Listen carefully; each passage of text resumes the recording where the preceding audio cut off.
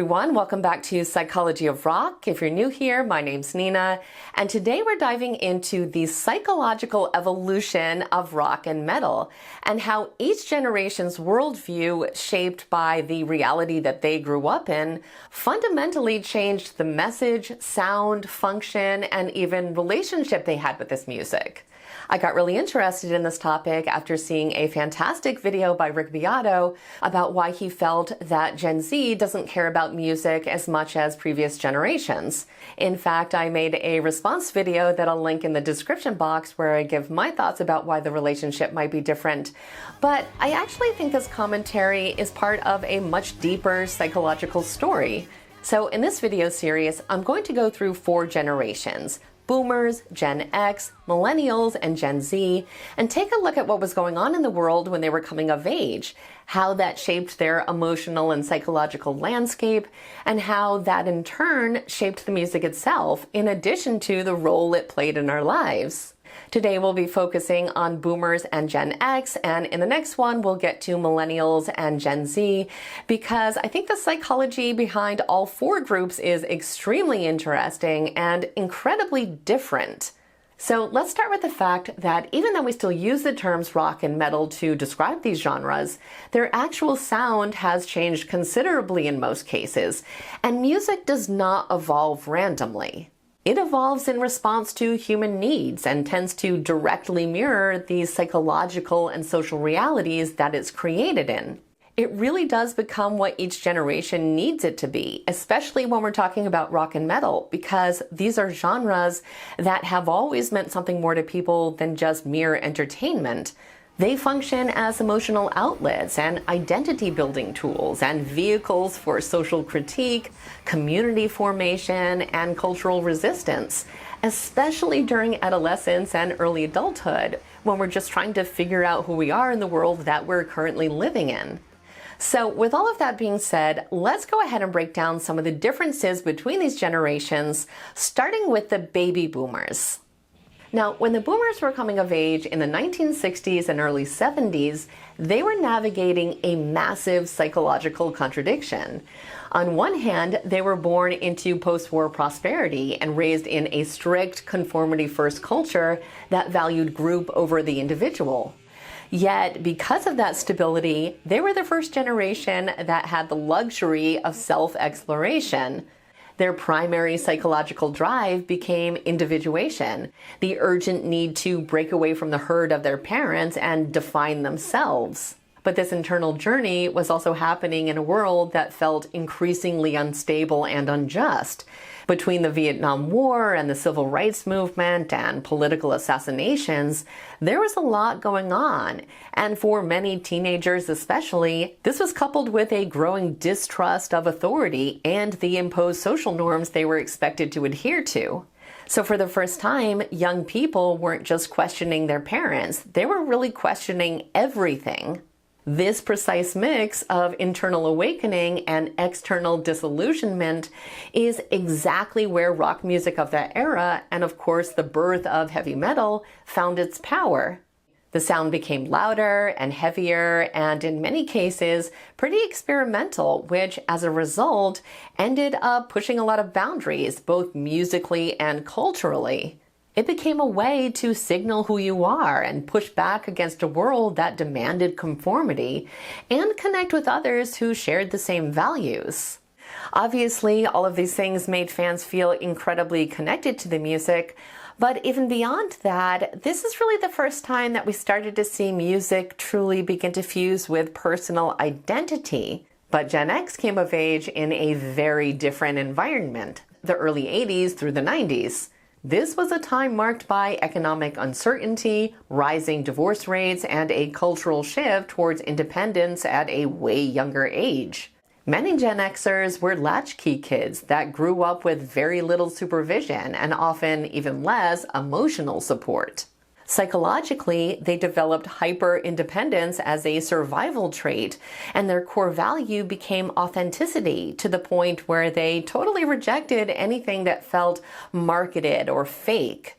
At the same time, however, there was also this looming backdrop of Cold War anxiety, this constant low-level awareness that everything could just fall apart at any time. This was another psychological element that produced a very different tone, more cynicism, more emotional restraint, and a deep distrust of institutions and surface-level narratives. And apart from glam metal and hair bands, I really think that is what we hear in the music at the time.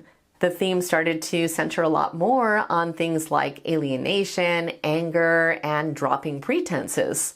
There was a clear rejection of anything that felt fake or sounded overly polished.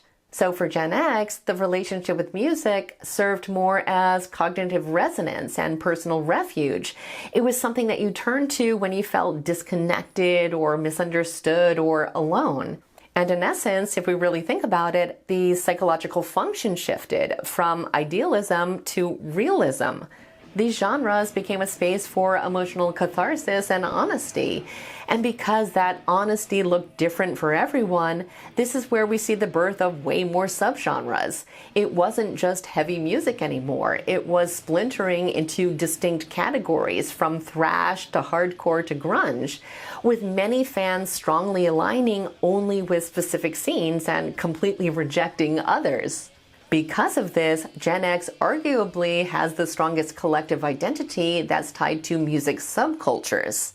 In fact, many fans still feel strongly tied to whatever group they were a part of during their adolescence and young adulthood. Music had become a predominant aspect of many people's full personalities that influenced everything from their social group to their personal style and even their values. It gave them a specific tribe to belong to that greatly helped to categorize self-definition. Something that boomers and Gen X shared in common, however, was the almost total reliance on physical media, because it was still pretty uncommon to hear a lot of these subgenres on the radio. And of course, we did not have any kind of streaming services yet. Later in the game, for Gen X at least, we had shows like Headbangers Ball and 120 Minutes on MTV, but that was about it.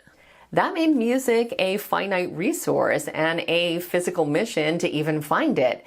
You had to save your money and then hunt down the vinyl or the cassette, and in most cases you had to actually own it to be able to listen to it, unless you were hearing it at a friend's house or you were lucky enough to find someone to make you a tape. This effort made the music an even bigger part of our DNA because we had to work to get it. We did not skip any tracks. We would literally just sit on the floor and live with an album until we knew every single line. And obviously we could only afford to have so many albums, so we became extremely attached to the music we had. It sincerely felt like a friend to us, and there's really no words to describe how much we valued it. And something else that these generations shared was that live music was actually affordable at this time.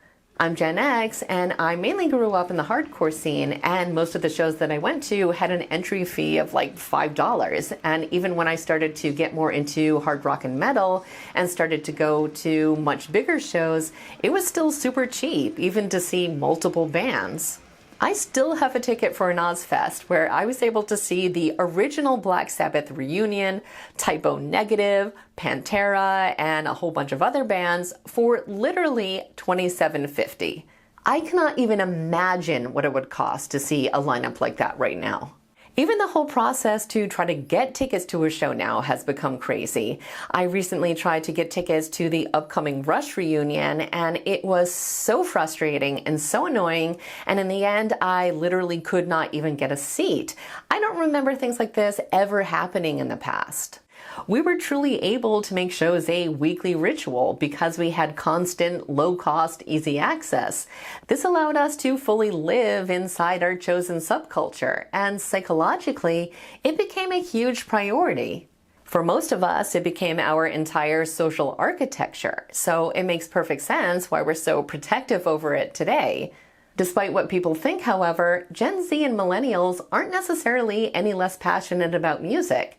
Many are actually incredibly passionate. The relationship with music has definitely changed because life in general has changed almost beyond recognition, so it may seem that way. But there's actually a lot more to the story, which we will absolutely get into in the next video.